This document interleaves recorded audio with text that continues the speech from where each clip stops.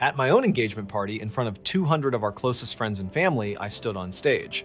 My fiancée Chloe was beaming at me from the front row, expecting a toast. I smiled back, raised the microphone, and let the room fall silent.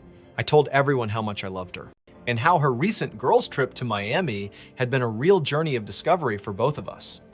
Then I said, and to celebrate that, I have a short video. The screen behind me lit up, showing her hand in hand with another man. The room didn't gasp, it just stopped breathing. 3 weeks earlier, I thought I had it all figured out. I'm Daniel, 34, a data analyst. My life is about patterns, logic, and predictable outcomes. And in my world, Chloe was the perfect variable. At 29, she was vibrant, beautiful, a social media queen who could light up any room. We'd been together for 2 years, and I was all in. I loved her. Or more accurately, I loved the future I had projected with her. Looking back, the data was always there. I just chose to ignore the outliers. The red flags weren't really flags. They were more like subtle, recurring anomalies in the code of our relationship. There was the time we were looking at houses. I'd show her a beautiful, practical home in a great neighborhood, and she'd say, "But honey, can you imagine the content we could create in that place in Beverly Hills?" She wasn't seeing a home, she was seeing a backdrop. Or the small moments. A perfect sunset on the beach ruined because she spent 20 minutes trying to get the perfect selfie, the light hitting her highlight just right. The moment was gone, but the post got 300 likes. To her, that was a fair trade. Conversations about our future always seemed to circle back to the wedding, not the marriage. The thread count of the napkins, the exact shade of ivory for her dress, the guest list that had to include influencers she'd never even met. It wasn't about building a life together, it was about producing an event. I paid for it all, of course. My job was solid, my finances were in order, and I believed that's what a man did. You provide, you support her dreams. I just didn't realize her dream was a brand, and I was the primary investor. Then she announced the girls' trip to Miami. "Babe, it's the last big hurrah before I'm an old married woman," she said, laughing. I laughed with her. Of course. Have fun, be safe. I transferred $5,000 to her account for shopping and expenses without a second thought. I wanted her to have the world. The first few days were a flurry of texts and Instagram stories. Endless pictures of cocktails, beaches, and her friends, all smiling perfectly for the camera. It all seemed so normal, so curated. But my job is to find the one data point that doesn't fit the pattern. And I found it, not on Instagram, but in an email notification from my credit card. I'd given her a supplementary card for emergencies. There was a charge on it from 2 days prior. Ticketmaster, $180. A concert in Miami for a niche indie band that I knew for a fact none of her friends could stand. I knew because I'd tried to take Chloe to see them once, and she'd called their music depressing. But the charge wasn't for one ticket, it was for 2. My heart didn't sink, it didn't race, it just went cold. It was the same feeling I get at work when I run a query and the results are completely wrong, revealing a fundamental flaw in the system. The girls' trip was a flawed system, and I needed to see just how deep the flaw went. I didn't confront her. I didn't text her a single angry word. An emotional outburst is unstructured data, and I don't deal in that. My job is to find the truth, and the truth requires a clean data set. The next morning, I made a call. "Frank, Daniel here. A friend of a friend gave me your number. I have a hypothesis I need you to verify." The man on the other end, a private investigator with a voice like gravel, didn't ask questions. He just listened. "I need you to confirm the itinerary of a subject in Miami. Her name is Chloe. Here are her flight details and hotel. I need data points, Frank, timestamps, locations, photographic evidence, nothing more." He said, "Understood. You'll have a preliminary report in 48 hours.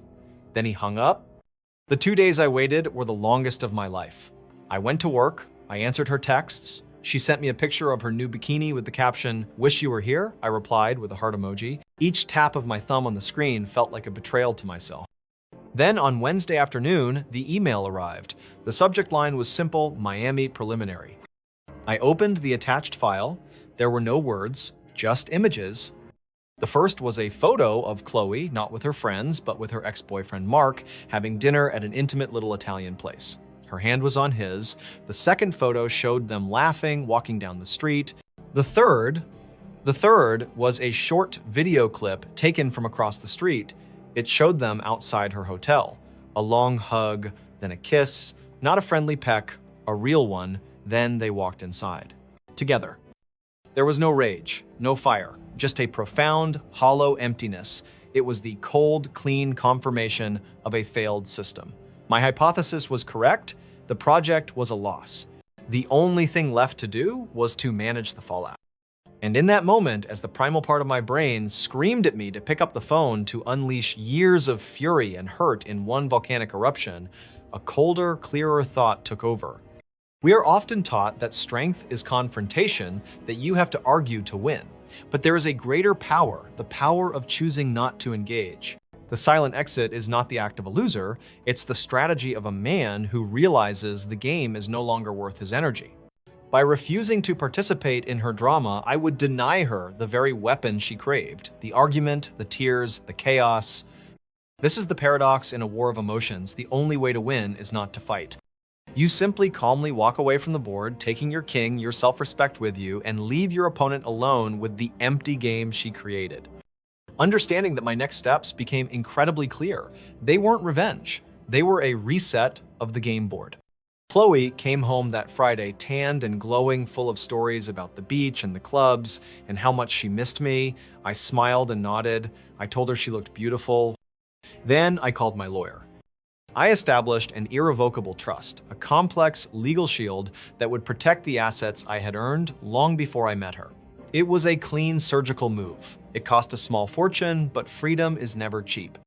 Then I continued to oversee the final preparations for the engagement party.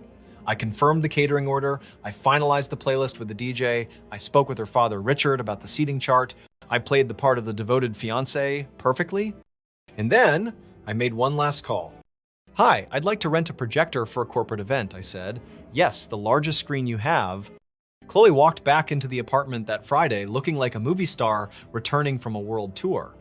"Oh my God, I missed you so much," she said, throwing her arms around me. She smelled like expensive perfume and sunshine. Miami was fun, but so exhausting. You know how it is trying to coordinate 5 girls on a vacation. I just nodded. I could only imagine how exhausting it must be. She'd even bought us a present, a huge abstract painting from a gallery. "For the living room," she announced. It was a fortune, but it just screamed us, you know, I looked at the chaotic splash of colors. Yeah, it kind of did. The next 2 weeks were a masterclass in performance art. Chloe was the perfect doting fiancée. Her entire focus shifted to the engagement party, and the wedding and the conversations were a blur of dollar signs. Babe, I was thinking she'd say scrolling through Pinterest. The standard floral package is so basic. We need the orchids. The band I want is $10,000 more, but their lead singer has been on The Voice. Think of the Instagram story. Each time, I'd just smile and say, "Whatever makes you happy, honey." She saw it as compliance. I saw it as data entry. Every dollar she added to the budget was another nail in her own coffin. The peak of her audacity came the Tuesday before the party. She wanted to upgrade the champagne from Veuve Clicquot to Dom Perignon, a $20,000 difference. I gently suggested it was a bit much, that we should probably stick to the budget. Her face fell, she gave me a look of pure disappointment, then walked into the bedroom and closed the door. I could hear her through the door. Her voice was syrupy sweet. "Daddy, hi. Yes, everything's perfect. It's just, Daniel and I were talking, and we really feel the party needs that extra wow factor. You've always taught me to never settle, right?" I stood there, listening to her manipulate her own father into funding her greed. She had no idea she wasn't paying for better champagne. She was paying for a better projector. She was funding her own downfall, one perfect lie at a time. The engagement party was a spectacle exactly as Chloe had designed it. Held in the rooftop ballroom of a 5-star hotel with floor-to-ceiling windows overlooking the city lights. 200 guests, a sea of designer dresses and tailored suits, all sipping the Dom Perignon her father had paid for. The air hummed with fake laughter and the quiet clinking of glasses. And in the center of it all was Chloe. She was radiant, a queen in her custom-made silk dress, moving through the crowd, accepting compliments her every move, a pose for an invisible camera. She was at the absolute zenith of her universe, the star of her own production, and I, the producer, had paid for it all. When the time came for speeches, her father Richard went first. He gave a rambling toast about his little princess finally finding a man worthy of her. He clapped me on the back, the gesture feeling less like an embrace and more like a transfer of ownership. The crowd applauded politely. Then it was my turn. I walked to the small stage, took the microphone, and the room quieted. I could feel Chloe's eyes on me shining with pride. This was her moment. My speech was the final jewel in her crown. Good evening, everyone. I began, my voice steady. Thank you all for being here. Looking out at all of you, our friends and family, I'm filled with a sense of clarity. I paused, letting the word hang in the air. When I met Chloe, my life was very structured, predictable. It was a life built on data and logic. Then she came in and introduced new variables. I smiled a small, tight smile that didn't reach my eyes. She taught me that life isn't always about predictable outcomes. She taught me about spontaneity, about discovery. I turned to look directly at her. She was beaming, thinking this was the most romantic thing she'd ever heard. Our recent time apart, while she was on her girls' trip to Miami, was especially illuminating. She went on a journey of self-discovery. And in her absence, so did I. I discovered what truly matters in a partnership. Trust, honesty, and the undeniable truth that actions speak louder than words. The room was still with me. They thought this was leading to a declaration of undying love. And Chloe, I said, my voice softening just a little, you taught me that love can have facets we never expect to see. I raised my glass to her. So, to celebrate your journey of discovery, I have a short video I'd like to share about your trip to Miami. That projector wasn't just about to show a video, it was about to convene a court right there in that ballroom. This is the nature of the modern trial, the court of screens. The 200 people in this room might be swayed by social pressure, by friendship, by the free champagne, but thousands more who would eventually see this online, they are the objective jury and they judge only on the evidence presented. My video wasn't an accusation. It was Exhibit A, an undeniable piece of digital proof. In the 21st century, power doesn't just belong to those with money or titles, it belongs to those who hold the data. I gave a slight nod to the technician in the back.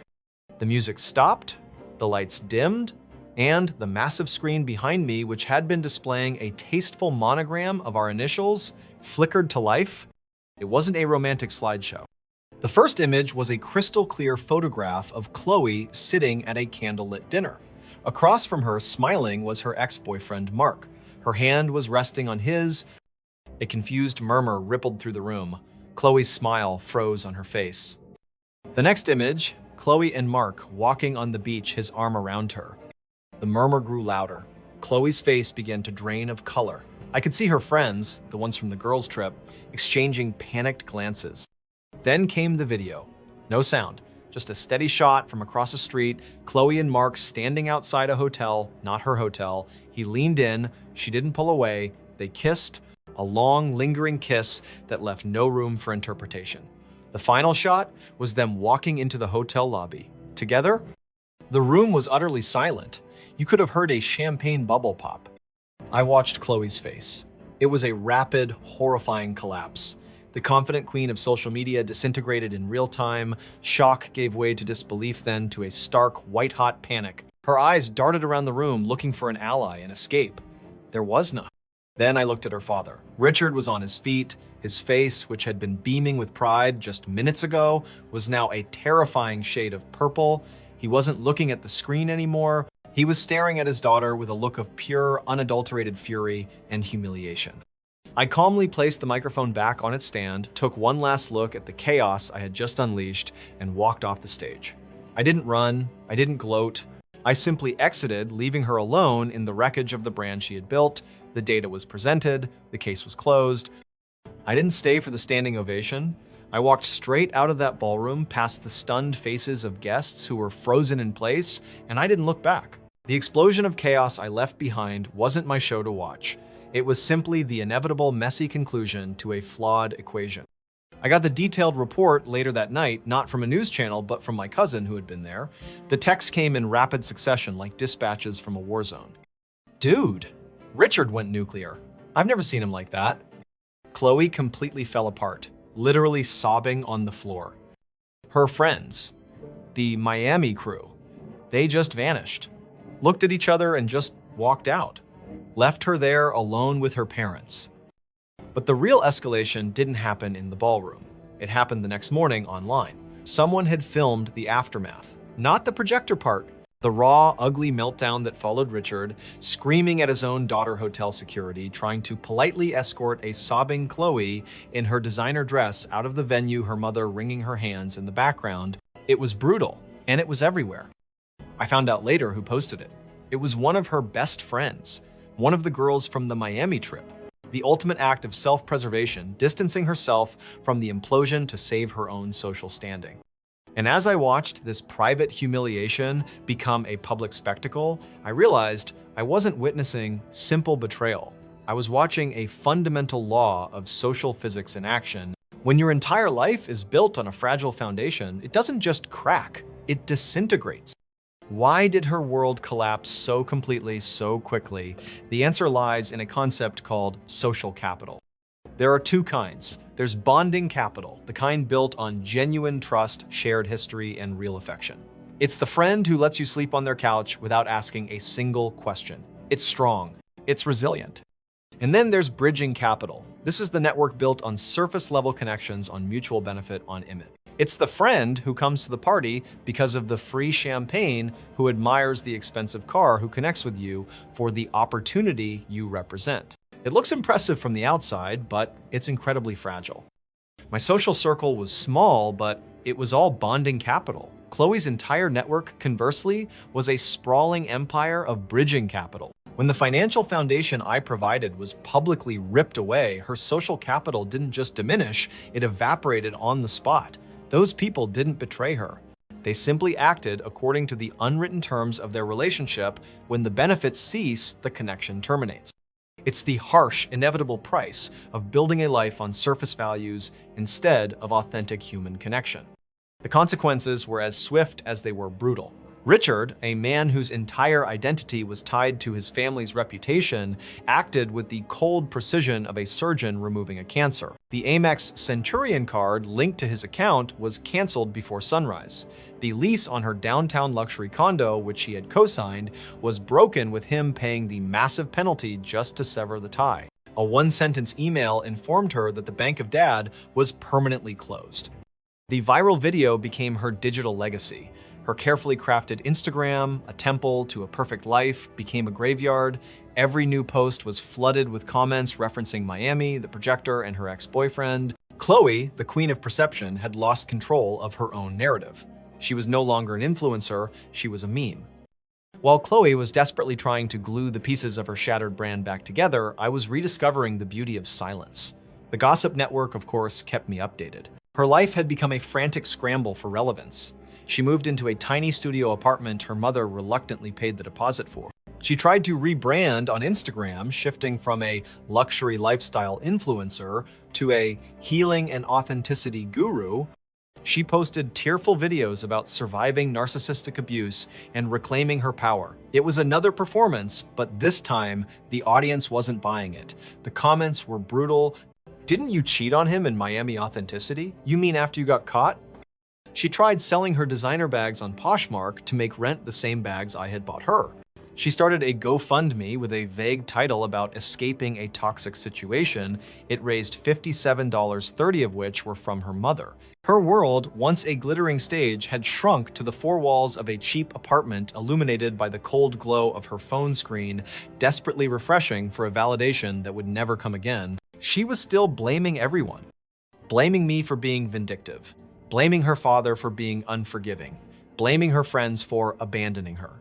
She was the star of a tragedy she had written, directed, and produced herself, and she couldn't understand why no one was applauding. And me. My world got quiet. Blissfully, beautifully quiet.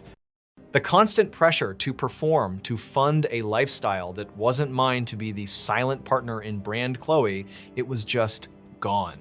The first weekend after the party, I did something I hadn't done in years. I turned off my phone for 48 straight hours. I opened up a complex data set I'd been wanting to analyze for fun, put on some old vinyl, and just worked. No interruptions, no demands for attention, no need to document the moment for an audience. I started cooking again, simple meals that I actually enjoyed, not the elaborate Instagram-worthy dishes Chloe insisted on. I reconnected with old friends, the ones she had dismissed as not ambitious enough. We didn't go to rooftop bars. We went to a dive bar, played pool, and talked about real things. It was like waking up from a long, exhausting dream. I realized how much of myself I had compressed, edited down, and put on mute to fit into her world. The relief wasn't a sudden explosion of joy. It was a slow, deep breath. It was the feeling of taking off shoes that were 2 sizes too small. The best moment came about a week later.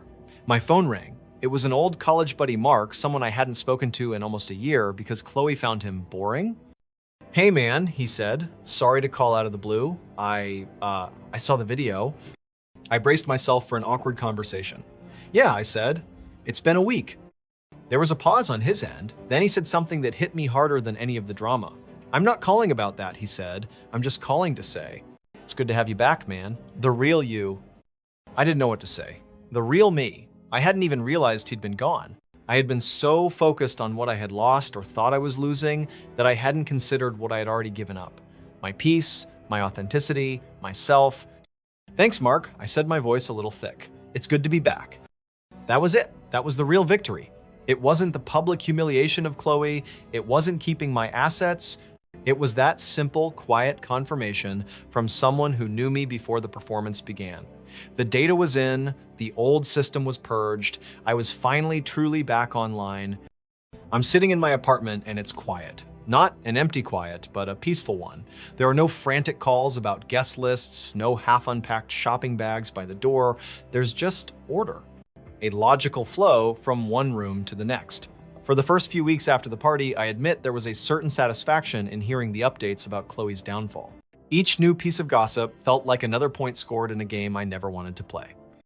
Her GoFundMe, failing her friends, abandoning her, her brand, turning to ash, it was a grim sort of justice.